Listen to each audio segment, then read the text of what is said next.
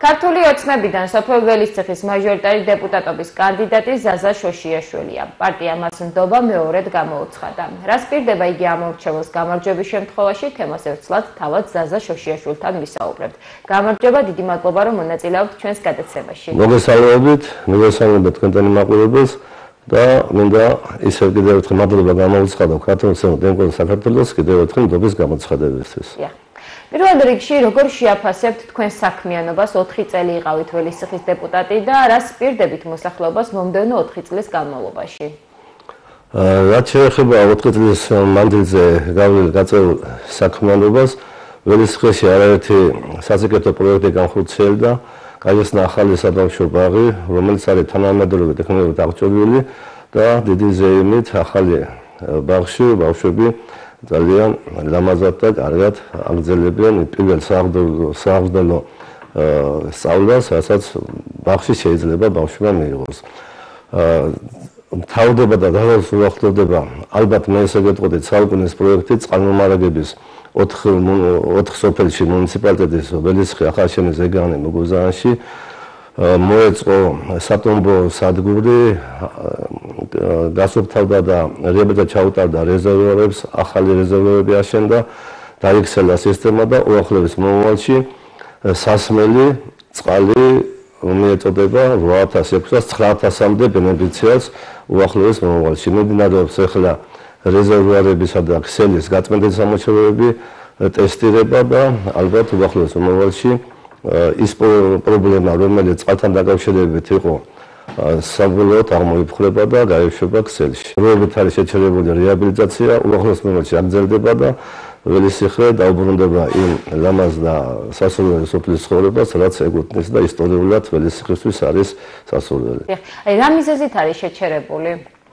მიზეზები შეიძლება ბევრი იყოს, მაგრამ იმედია უახლოეს მომავალში აგრძელდება და ჩვეულებრივ რეჟიმში გაგრძელდება ველისციხის რეაბილიტაცია და დასრულდება მომდევნო უახლოეს წლებში.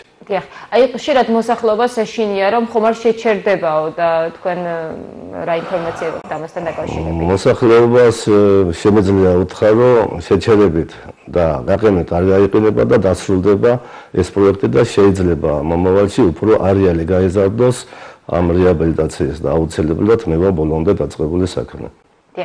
თქვენი შეფასებით რა გამოწვევები რჩება სოფელში? აი ახსენეთ, რომ მთავარი პრობლემა რაც იყო სასმელი წყალი, ეს გვარდება. სხვა რა გამოწვევები რჩება? გამოწვევები და გასაკეთებელი საქმე სოფელში ძალიან ბევრია. ამ წყლის საერთო სამუშაოებმა ინფრასტრუქტურა ძალიან დააზიანა. ალბათ გაუვალია ველისციხეში მოძრაობა, გზები და როგორც კი დასრულდება ბოლოში გავა ეს წყლის საერთო საქმიანობა, დავიწყებთ გზების აღდგენას, მშენებლობას, ინფრასტრუქტურის მოწყობას.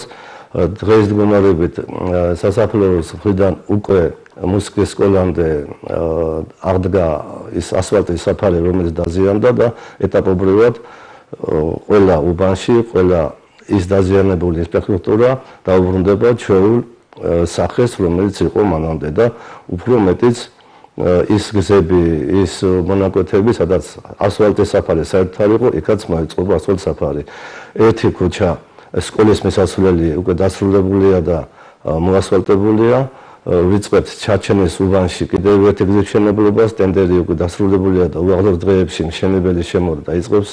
ნაყიდი გვაქვს პროექტები 4 გზის და მომავალ წლიდან იმ გზებზე, რომელიც რეაბილიტაციის დროს ასფალტის საფარი არ იყო, იქაც აღვადგენთ და მოასფალტებთ.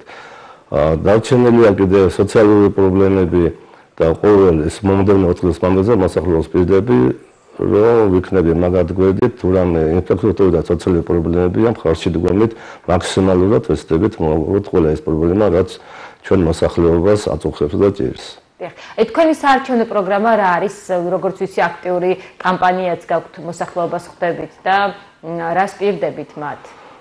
საარჩევნო პროგრამაში შეიძლება ის რაც ვისაუბრე, იგივე ინფრასტრუქტურული და სოციალური პრობლემების მოგვარება, რაც აჭირს დღეს სოფელს.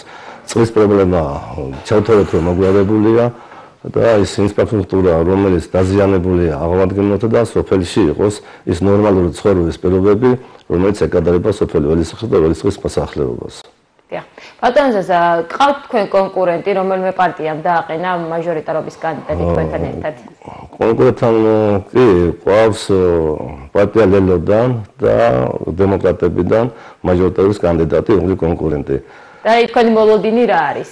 მოლოდინი მაქვს ჩემი ამომრჩევლის იმედი და იმ ხალხის იმედი, რომელიც მოვა და ხმას მოგცემს, იმიტომ რომ ველისიხეში მოსახლეობა არის ის კატეგორია, რომელიც საღათაძრუნებს, საღათუყურებს დღევანდელ ცხოვრებას, ველისიხეს მოსახლეობას, ისე როგორც მუნიციპალიტეტის, მთლიანი გურჯაანის მუნიციპალიტეტს და საქართველოს მოსახლეობას უნდა მშვიდობა, კეთილდღეობა და განვითარება და ველისიხეს მოსახლეობაც ალბათ მშვიდობას, განვითარებას და კეთილდღეობას მისცემს მხარს.